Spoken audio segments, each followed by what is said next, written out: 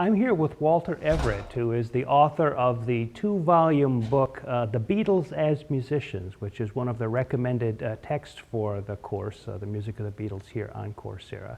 And so, Walt, it's a pleasure to have you speaking with us here. I'm sure the students appreciate hearing from you in real life, or at least virtual life, on the internet.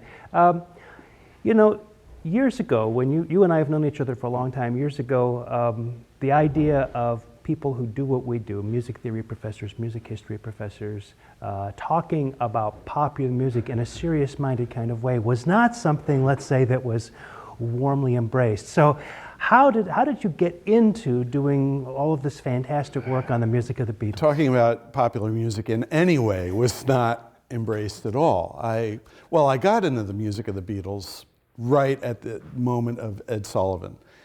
That February 9th, 1964. I'd been playing piano lessons for a few years, was enjoying playing Chopin and Beethoven, Bach, Mozart. But when I heard the Beatles, I said, I'm going to be a musician. I'm going to be a musician. That's what motivated me. It was just a life-changing moment.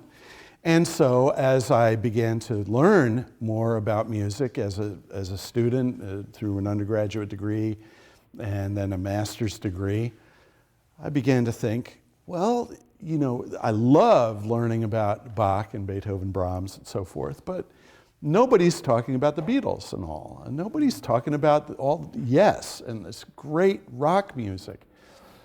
Well, I thought, well, I could do that. I mean, the same kind of tonal procedures going on.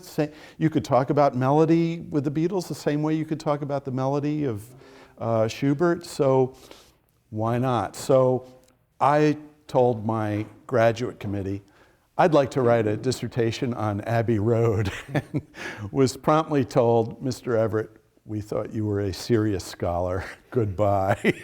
They didn't want to hear anything about it. There was a lot of resistance in those days, and I think it's because musicologists, music scholars were used to reading scores, being able to interpret what was in black and white on the page. They didn't have to listen to a recording and wonder it's the same way my parents said, it's noise.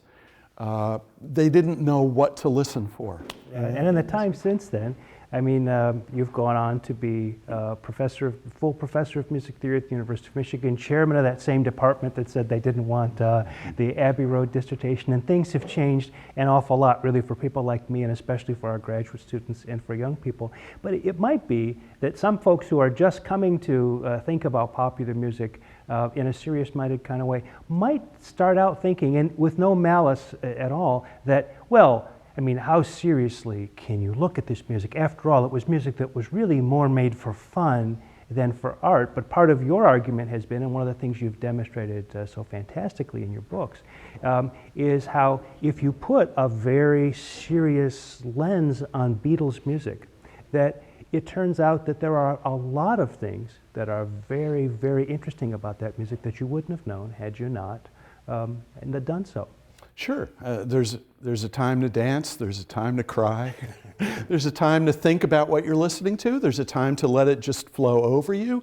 Music does so many different kinds of things, and everybody reacts to it and enjoys it for different reasons. And everybody can have an intellectual relationship with music.